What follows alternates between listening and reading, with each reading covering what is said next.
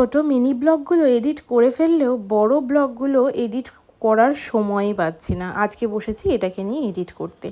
সকালবেলা বেরিয়ে পড়েছি বাড়ি যাওয়ার উদ্দেশ্যে। গরমের ছুটি বা যে কোনো ছুটি পেলেই আর কি আমি যাই ও বাড়ি, আদারওয়াইজ তো ও বাড়ি যাওয়া হয় না, যেহেতু বুটুর স্কুলিং এখানে। আর আমিও বিয়ের পর যখন কোর্ট প্র্যাকটিস করতাম তখন যেহেতু আমি ব্যারাকপুর বারাসাত কোর্টে প্র্যাকটিস করতাম, তো সেই কারণে আমি এখানেই থাকতাম। আর বুটুর স্কুলিংটা আমি প্রথম থেকেই চেয়েছিলাম যে ব্যারাকপুরেই করুক, আর এই নিয়ে আমার শ্বশুরবাড়ির কারোরই কোনো আপত্তি ছিল না। তো সেহেতু আমি ব্যারাকপুরেই থাকি, আর যখনই টুকটাক ছুটি পাই তখন চলে যাই বাড়ি কদিনের জন্য। তো এখন তো বুটুর গরমের ছুটি চলছিল, তো যে কদিন গরমের ছুটি চলেছে তার মধ্যে সবার প্রথমে বাড়িই গেছিলাম ঘুরতে আর কি। আর আমরা যখনই বাড়ি যাই তখনই সকালবেলা ট্রেনই ধরি, বেশিরভাগ টাইমে সকাল না, মানে মোটামুটি আমাদের পৌঁছাতে পৌঁছাতে দুপুর হয়ে যায়। আমরা ওই হয় 12টা 18 ট্রেন, নইলে 1টা 20 ট্রেন, এই দুটো ট্রেনের মধ্যে যে কোনো একটা ট্রেন ধরি। এই টাইমটাতে মানে ট্রেনটা একটু ফাঁকা থাকে আর কি। আর যেহেতু অনেকটা দূরের রাস্তা যেতে হয়, গেদে লোকাল ধরে যাই আমরা, আরংঘাটা নামি, মানে রানাঘাটের আরও দুটো স্টেশন পর আমাদের নামতে হয়। অনেকটা দূরের ট্রেনগুলো না একটুখানি হলেও ভিড় থাকে, বুটুকে যেহেতু নিয়ে যাব আর কি, তো সেহেতু ভিড় এড়ানোর জন্য দুপুরের ট্রেনগুলোকে বেশিরভাগ টাইমই আমরা প্রেফার করি। তবে আজকে ভেবেছিলাম 10:30টার ট্রেনটা ধরবো, কিন্তু সকালবেলা ঘুম থেকে উঠে বুটুকে ফ্রেশ করিয়ে ব্রেকফাস্ট করিয়ে রেডি করতে করতে না আর 10:30টার ট্রেন ধরা হয়নি। আমরা সেই 12টার ট্রেনটাই ধরেছি। আর যথেষ্ট গরম ছিল। ট্রেনে উঠলে বুটুর শুরু হয়ে যায় এটা খাবো ওটা খাবো, কিন্তু চেষ্টা করি যাতে একটু ঠিকঠাক খাবার খাওয়াতে পারি ওকে আর কি। অনেক কিছু কিনে নিয়েই উঠেছিলাম প্রথমে, তারপরে একটা শসা খেলো। আমরা রানাঘাট এসে পৌঁছালাম, তারপরে চলে আসলাম আরংঘাটা স্টেশনে।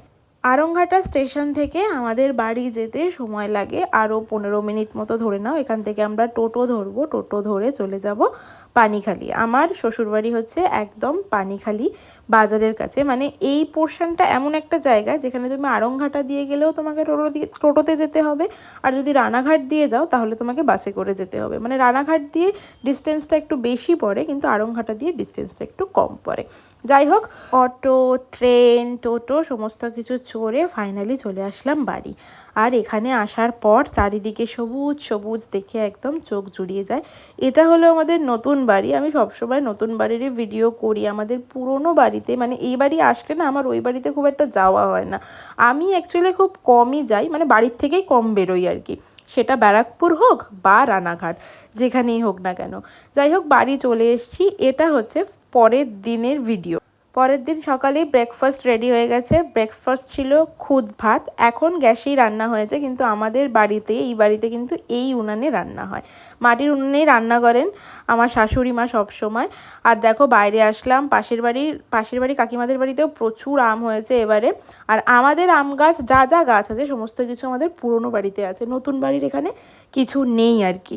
কিছু নেই বলতে গাছ নেই, শুধু বাড়িটাই আছে। আর পুরনো বাড়িতে সমস্ত গাছ ভরা, আম গাছ, তেঁতুল গাছ, সব রকম গাছ পাবে। আর এই হচ্ছে আমাদের গাছের পাকা আম।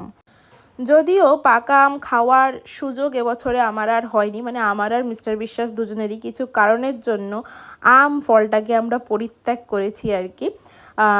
তো তারপরে সকালবেলা উঠে তো ব্রেকফাস্ট হয়ে গেছে বানানো, আর এখানে আমি ঘরের টুকটাক কাজ করা শুরু করলাম। ঘর পোছা লাগানো, মানে সকালবেলা যা যা কাজ থাকে সেগুলোই। আর আমি ঘর পোছা লাগাতে আসবো, আর বুটু আমাকে হেল্প করবে না তা কি কখনো হতে পারে? মানে ও পারলে আমাকে সরিয়ে দিয়ে ওই পুরো ঘর পোছা লাগায়। এটা করলেই বোধহয় সব থেকে ভালো হয়। যদি ভালো করে পোছা লাগাতে পারতো সমস্ত ঘর সুন্দর করে, ওকেই দিয়ে দিতাম যে তুই পোছা লাগা। তারপরে ঘর পোছা লাগানো কমপ্লিট করে চলে গেলাম মিস্টার বিশ্বাসের জন্য চা বানাতে। ও এখনও পর্যন্ত ঘুমাচ্ছে, বেডটি না হলে ওনার আবার ঘুম ভাঙে না।